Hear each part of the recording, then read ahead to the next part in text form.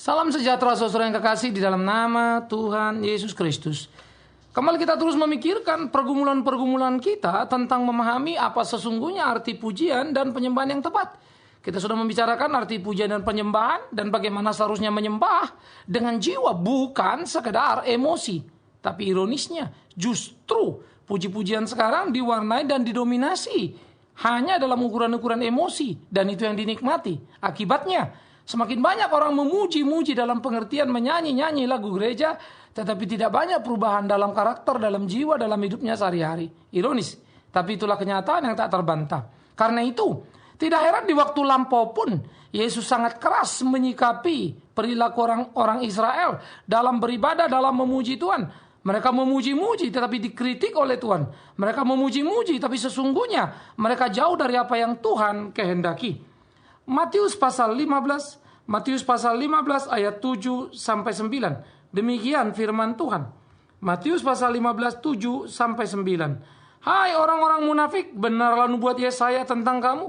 Bangsa ini memuliakan aku dengan bibirnya, padahal hatinya jauh daripadaku. Percuma mereka beribadah kepadaku, sedangkan ajaran yang mereka ajarkan ialah perintah manusia. Kemudian kita akan melihat apa yang dikatakan oleh Alkitab juga dalam Yesaya, yang merupakan kutipan sebetulnya apa yang kita baca tadi. Yesaya pasal 29 ayat ke-13. Yesaya pasal 29 ayat 13. Dan Tuhan telah berfirman, oleh karena bangsa ini datang mendekat dengan mulutnya dan memuliakan aku dengan bibirnya, padahal hatinya menjauh daripadaku, dan ibadahnya kepadaku hanyalah perintah manusia yang dihafalkan. Saudara, kritik yang sangat menarik yang sudah diungkapkan oleh Tuhan Yesus ternyata juga sudah dikumandangkan oleh Yesaya di waktu yang lampau. Bagaimana perilaku atau sikap orang-orang Yahudi yang sangat mengerikan. Maka pertama mari kita lihat, mereka memuji Yes. Orang-orang Israel di waktu lampau memuji Tuhan lebih hebat dari kita. Gambaran Mazmur sangat indah. Mereka menyanyi bahkan bertepuk tangan, dikatakan memuji atau menyembah dengan mendalam. Tapi ternyata mereka itu tidak disukai oleh Tuhan. Jadi jangan bilang kalau menyanyi dan memuji Tuhan maka Tuhan pasti suka. Nanti dulu. Karena yang menjadi persoalan bukan apa yang keluar dari mulutmu, tapi apa yang ada di dalam hatimu. Maka dikatakan oleh Tuhan, percuma mereka memuliakan aku dengan mulut bibirnya, hatinya jauh dari aku. Jadi ini persoalan pertama dulu. Sementara kita seringkali mengukur dari mulut bibir itu keluar apa? Suara yang indah, suara yang manis. Nah ini yang rawan. Padahal kita tidak pernah berkata itu. Tapi itulah kita. Kalau orang sudah melompat, orang sudah menari, kita katakan dipenuhi Roh Kudus. Ironis juga bukan? Tapi bagi yang tidak setuju, menari melompat bisa-bisa dia bilang dipenuhi setan, rasukan setan. Nah, ini sesuatu perdebatan yang justru menunjukkan memang betapa rendahnya pemahaman kita akan nilai puji-pujian. Sehingga semua, baik bertepuk tangan atau tidak, terjebak hanya pada fenomena yang bisa dilihat mata. Pada persoalan-persoalan hati. Nah ini dulu. Jadi saya pikir kita mesti berani mengkoreksi diri. Jadi bukan sekedar gayanya, saudara. Tetapi secara jujur anak-anak muda, ya orang-orang sekarang kalau diajak atau orang-orang yang stres begitu ya, lagu senang lompat-lompat dia otomatis sukalah. Ayah di konser begitu kok, pergi ke diskotik ya begitu kok. Siapa yang nggak suka itu? Karena itu sangat energik dan bisa melampiaskan ketegangan-ketegangan yang ada. Lalu dibahasa rohanikan. Waduh rasanya saya senang, saya lega memuliakan Tuhan. Ini kan jadi pembodohan yang sangat menakutkan. Karena ini bukan soal rasa, ini soal jiwa. Rasa itu di dalam tataran emosi tadi. Jiwa itu ketenangan sukacita yang mendalam. Sehingga kita tidak bisa terjebak hanya dalam ranah psikologis saja.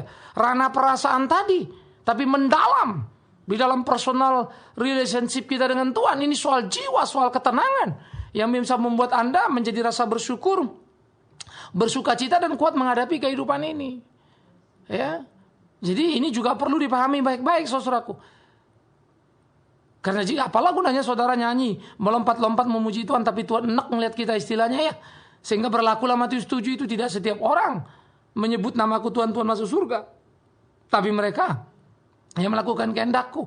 Kalau boleh saya pinjam sebentar, lalu memakai istilah, tidak semua orang yang memuji-muji Tuhan masuk surga toh, tapi yang melakukan ketetapan-ketetapan Tuhan, yang memuji Tuhan dengan hatinya. Dan orang yang memuji dengan hati pasti melakukan dengan perbuatan. Karena itu tidak penting sepintar apa Anda menyanyi, sehebat apa Anda menyanyi, seberapa banyak yang bertobat karena kau menyanyi. Tapi seperti apa hidupmu sebagai orang yang bisa nyanyi itu. Buah hidupmu itu loh, itu yang jadi penting. Nah karena itu Alkitab mengingatkan kita, khususnya para pemimpin pujian, jangan lagi sampai terjebak mengajak orang menyanyi lalu memotivasi orang dan orang menyanyi, menangis bahkan. Tetapi kemudian hidup saudara sendiri, saudara jujur tidak seperti itu. Dan repotnya saudara bilang, ketika orang nyanyi begitu lalu saya bilang kita sudah dekat Tuhan. Mestinya kita berani, mari kita memuji Tuhan bukan hanya dengan bibir kita, tapi hati kita. Sekarang kita memuji Tuhan hati, apa kita bersorak-sorai, tetapi apakah hati kita sungguh-sungguh? Biarlah kita memeriksa. Itu yang mestinya diucapkan terus, mengingatkan umat itu. Tapi bukan malah membuat mereka lupa, lalu berpikir dengan menyanyi dan memuji dengan melompat, mereka sudah memuliakan Tuhan dengan hati dan jiwanya, padahal cuma mulut, bibirnya. Itu bisa bahaya. Tuhan kan jadi marah. Kasihan itu jemaat, jadi tertipu sebetulnya, karena mungkin dia tidak tahu apa-apa. Maka siapapun yang berani di mimbar menjadi pemimpin pujian, apalagi pengkhotbah, hati-hati dengan mulut bibir kita. Pelajari betul-betul Alkitab, dalami betul-betul. Biarlah apa kata Alkitab kita katakan, sekalipun kemungkinan paling besar orang tidak akan suka mendengarnya.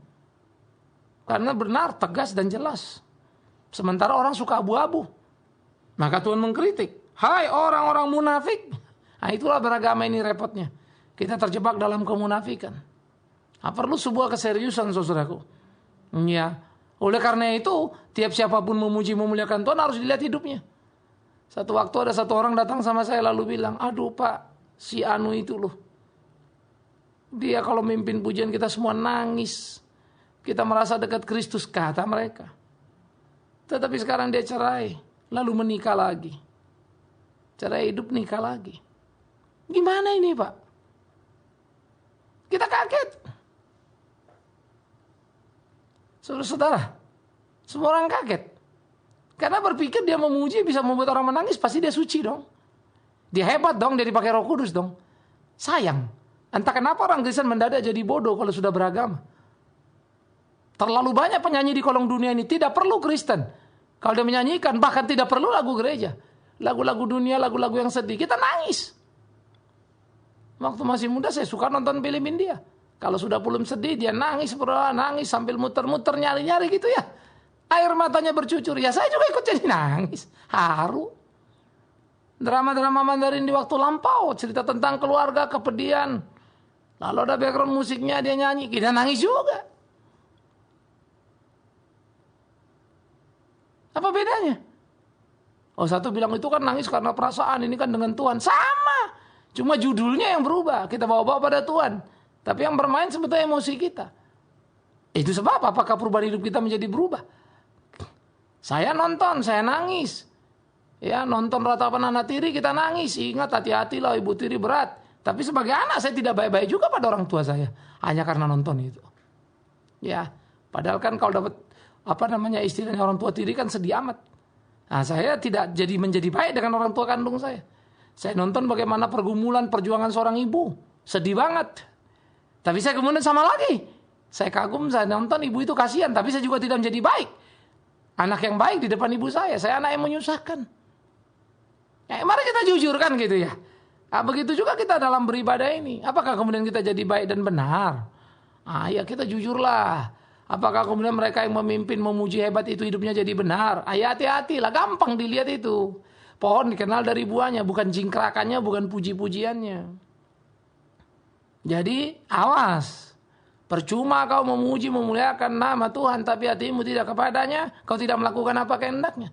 Tapi jangan usah kau bilang lagi begini saudara. Mari kita puji Tuhan dengan hati kita. Kita puji dia, memuliakan dia dengan sungguh-sungguh. Jangan hanya dengan mulut bibir. Tapi hidupmu sebenarnya begitu sih.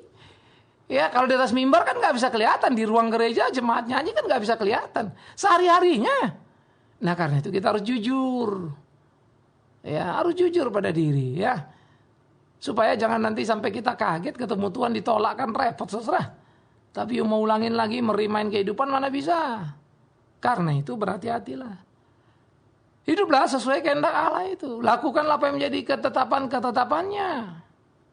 Jangan sampai ia menyatakan murka yang mendalamnya itu. Jadi, marilah kita memuji Tuhan dengan sungguh-sungguh tidak terjebak mulut bibir tadi. Ya, sebelumnya kita juga sudah bicara tentang jiwa dan emosi. Yang kedua, saudara yang kekasih, bagaimana kita memuji Tuhan bukan saja dengan sikap jiwa dan hati tadi, tapi kemudian pujian kita itu akan diukur bukan dari sekedar cara menyanyinya, sikap menyanyinya, tepuk tangan apa enggak, khusyuk apa enggak, nangis apa enggak. Enggak, bukan itunya. Tetapi justru output sesudah itunya. Apa yang dihasilkan dari pujian itu? Adakah perubahan dalam kehidupan? Nah, itu yang jadi persoalan.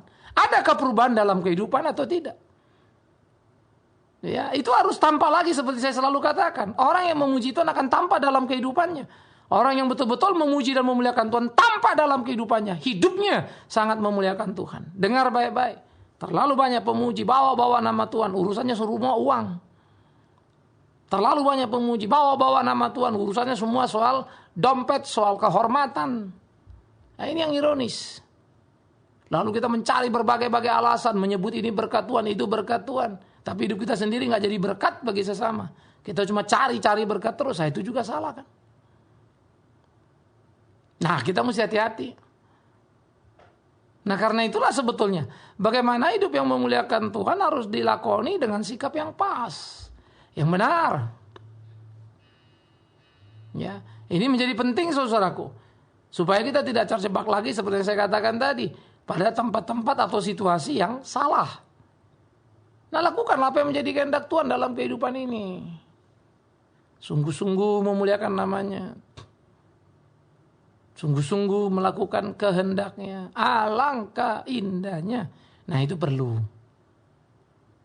Nah, jadi saudaraku yang dikasihi oleh Tuhan Yesus Kristus, ini yang perlu kita gumuli di dalam kehidupan kita. Bagaimana seharusnya kita menjalani hari-hari kita di dalam terang firman Tuhan itu, di dalam takut akan Tuhan itu, sehingga hidup kita sungguh-sungguh menjadi hidup yang menyenangkan hatinya. Nah, inilah. Sehingga dengan demikian kehidupan kita itu menjadi kehidupan yang mencerminkan ketetapan-ketetapan dan kehendak Allah. Itu perlu. Nah, oleh karena itu, sebab itu, mari kita tiap hari melakoni hidup kita itu seperti apa yang Dia mau. Mari kita senangkan hatinya. Sehingga hidup kita itu betul-betul menjadi hidup yang memuliakan nama Tuhan. Nah, ini perlu saudara. Saya pikir ini menjadi pergumulan-pergumulan orang Kristen dalam kehidupan sehari-harinya. Bagaimana bisa menjalani hidup yang memuji dengan tepat, dengan benar tadi. Sehingga selalu mengukur dirinya dengan output yang dihasilkannya. Nah, tiap umat mesti saling mengawasi, saling mencermati. Jadi kita nggak main masa bodoh. Bodoh lah, itu urusan dia dengan Tuhan. Anda tidak bertanggung jawab. Alkitab kan sudah bilang, kalau kau lihat temanmu bersalah dan kau tidak menegur, kau juga salah. Apalagi tidak mau tahu. Waduh, ngeri sekali. Kita bukan saling mencemooh, salah. Kita bukan saling menjatuhkan vonis, menghakimi, bukan. Melihat, mesti semua hidup benar. Saling mengamati, saling mencermati. Dengan demikian, kita sebetulnya sudah saling bertolong-tolongan supaya jangan terjebak pada kemunafikan. Tapi ketika membiarkan, sejatinya kita sudah hidup dalam kemunafikan. Itu menakutkan, bukan? Nah, karena itu hati-hati. Maka sekali lagi, jangan salah menterjemahkan. Jangan salah memahami. Ya. Aspek yang ketiga, saudara yang kekasih, yang menjadi menarik, bangsa ini memuliakan aku dengan bibirnya, padahal hatinya jauh daripada aku. Percuma mereka beribadah, padahal yang mereka ajarkan adalah ajaran atau perintah manusia. Kritik itu sangat dalam bagi saya antara ibadah yang kita lakukan di dalam bagian itu, kita memuji Tuhan. Maka dikatakan percuma mereka memuji dengan mulut bibir. Percuma mereka beribadah karena melakukan perintah-perintah manusia. Jujur saja, gereja sekarang banyak membuat aturan-aturan main yang sangat manusiawi, yang dibuat dengan aturan manusia. Kalau gini jadi suci, angkat tangan bagus, nggak angkat tangan kurang bagus. Atau yang satu lagi, tidak angkat tangan bagus, angkat tangan kurang bagus. Ironis, nggak ada lebih, nggak ada kurangnya. Mari tepuk tangan di atas kepala misalnya, lah urusannya apa? Kalau di konser memang banyak seperti itu. Ya, itu pelampiasan permuasan emosi yang mendalam. Tapi jangan bilang kemudian itu dekat Tuhan. Tapi kalau Anda mau lakukan itu silakan. Karena bukan itu yang membawa kita pada Tuhan. Ya. Nah, ini kita juga harus hati-hati. Kita perlu kudu melihat baik-baik. Tepat nggak dengan situasinya? Ya maaf aja kalau orang suruh tepuk tangan di atas misalnya. Lalu banyak yang pakai baju tangannya agak pendek, wanita-wanita kan kurang pas juga di gereja begitu. Akhirnya kita perlu ada yang sopan lah, yang santun kan. Mana yang pas? Tapi jangan dulu bilang ini ada Roh Kudus apa nggak ada Roh Kudus. Jangan diributkan itunya. Tapi kan kita ngerti lah mana sikap yang etis, yang tidak etis ya kita lihat-lihat lah sama-sama kan. Mana yang pas kan gitu. Nah, kita kan manusia yang bisa mengukur, kita punya ukuran-ukuran yang pas. Nah, kalau budaya saja melihat itu tidak santun lalu kita lakukan ya aneh juga kan. Betul nggak? Masa sih budaya ukurannya lebih tinggi dari kita, agama Kristen? Ya enggak lah. Kristen jauh lebih tinggi, justru dia harus mewarnai tiap budaya yang ada. Nah jadi kita kembali memuliakan Tuhan, memuji Tuhan tidak dengan cara seperti itu. Tetapi bagaimana kita melakukan itu untuk kebesaran nama Tuhan? Meninggikan nama Tuhan. Nah ini yang kita mesti ukur dalam hidup kita. Sehingga saudara-saudara yang kekasih, aspek yang berikut itu adalah pujian tadi berkaitan ternyata dengan pemahaman. Karena banyak sekali orang memuji Tuhan dengan pemahaman yang salah. Sehingga lahirlah pujian-pujian misalnya dengan sikap yang salah. Yang jadi kurang pas. Ya. Ada beberapa lagu misalnya ya, saya tidak tahu ini lagu-lagu lama yang pernah kita dengar misalnya. Ya, kasih setia Tuhan sempat membuatku terpesona misalnya. Ya. Kasih setiamu yang kurasakan sempat membuatku terpesona. Secara gramatikal kan udah jadi gawat ini. Kalau kasih Tuhan sempat membuat terpesona berarti tidak selalu. Kalau tidak selalu kasih Tuhan apa? Temporary. Waduh, ngeri juga ya. Padahal Tuhan itu maha kasih. Kasihnya kekal kan begitu. Itu yang kita tahu. Berarti sudah ada asumsi yang salah kan? Ah ini baru dari bahasa nih. Udah jadi parah ini. Nah orang lain yang dengar kan kita bisa bilang, oh ya Pak, bukan maksudnya bukan begitu. Ya Anda bilang bisa maksudnya bukan begitu. Tapi lagu itu didengar orang di mana-mana. Mereka kan dengar, loh kok gitu ya? Oh ternyata orang Kristen begitu ya. Tuhan itu bisa sempat membuat mereka habis itu enggak lagi. Kan gawat kita. Karena lagu itu didengar, dinyanyikan banyak orang. Celakanya, orang yang nyanyi juga nggak sadar kan? Kenapa? Karena belum membentuk konsep pada dirinya. Semua ikut. Karena kita tidak dilatih hati-hati, tidak dilatih mencermati. Saya pun bisa salah ngomong. Saya pun bisa salah menulis lagu misalnya. Kalau bikin lirik lah gitu ya. Atau bikin puisi, bisa saja kan. Maka kalau ada yang lihat, Pak tadi ngomong gini. Apa benar gitu? Oh saya ngomong gitu ya? Maksud saya sih begini. Enggak, tapi Bapak ngomong gini. Oh ya sorry, saya salah.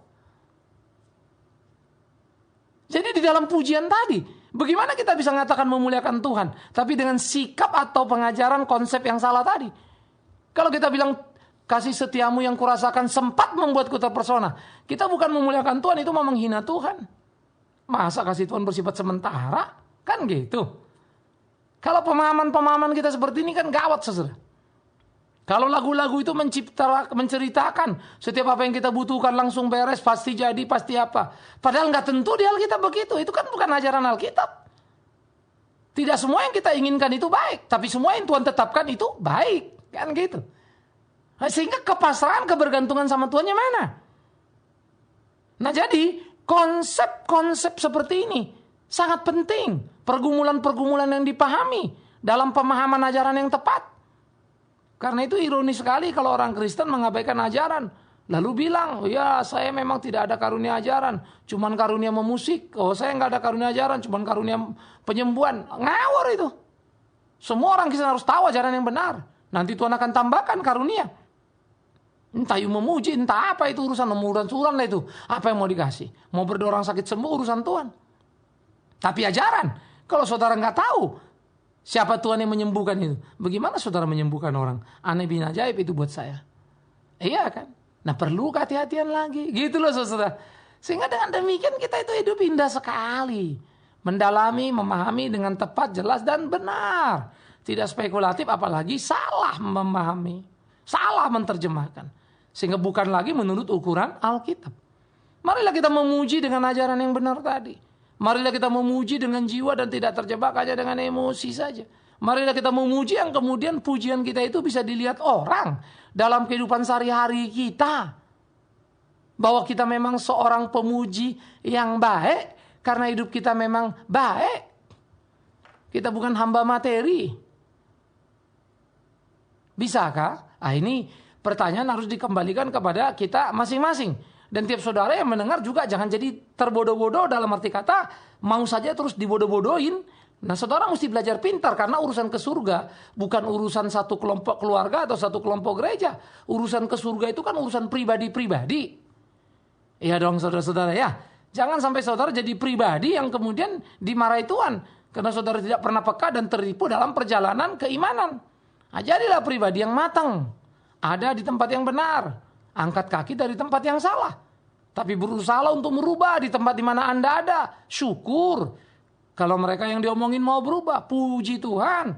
Tapi kalau sudah mentok, pikirkan pertumbuhan imanmu yang benar. Kan begitu saja. Karena gereja Tuhan cuma satu. Mereknya yang banyak, kita yang bikin itu. Ya. Saya termasuk bagian yang suka saya bilang, dari kejengkelan saya terhadap gereja banyak, saya salah satu dari bagian itu. Jadi pusing sendiri dengan realita yang ada. Saya ada di sini, ada di hidup ini. Saya harus akui betapa beratnya. Tapi saya tidak bisa benarkan. Dan saya sendiri terlibat dalam kesalahan itu. Nah, itu menjadi doa Tuhan, aduh repotnya. Kita punya pertimbangan teknis tapi rasanya bukan ini panggilan Tuhan. Tapi itulah kenyataan pahit. Pil pahit yang harus kita telan. Sehingga kita harus hati-hati. Tidak mempertajam apalagi memperibut dan memecah-mecah tubuh Kristus. Ya, maka bagi saya merek gereja hanya terpaksa dalam tanda petik harus pakai merek. Namanya berorganisasi, namanya hidup di satu negara, itu saja. Tapi semangat saya seharusnya semua gereja sama dalam ajaran yang sama. Yang benar, yang tepat sesuai Kristus. Kemana orang mau pergi, jemaat saya mau kemana pergi beribadah. Selama benar silakan. Nah, ini perlu. Itulah hidup yang memuji Tuhan. Itulah hidup yang memuliakan Tuhan dan kita belajar. Mari saudara. Cermati, pikiri, baik-baik, amati. Dari mulai apa teks yang dinyanyikan. Apa sikap yang paling dalam, sikap hati kita tentunya dulu ya. Lalu lagu apa yang mau kita nyanyikan, kayak apa teksnya. Gimana cara menyanyikan. Biarlah kita ukur dengan ukuran yang benar, yang tepat. Tidak sekedar terbawa emosi. Pemimpin bilang gini, tapi kalau kita lihat betul apa enggak itu ya. Kok rasanya kurang pas ya, kurang pantas. Ya ngomong sono sampaikan. Ya, jadi jangan jadi Anda ada provokator lalu Anda ikut jadi penggembira, geger semua ribut. Sudah ribut nggak tahu yang mana yang benar, mana yang salah. Kan gawat kita. Nah, marilah saudara yang kekasih.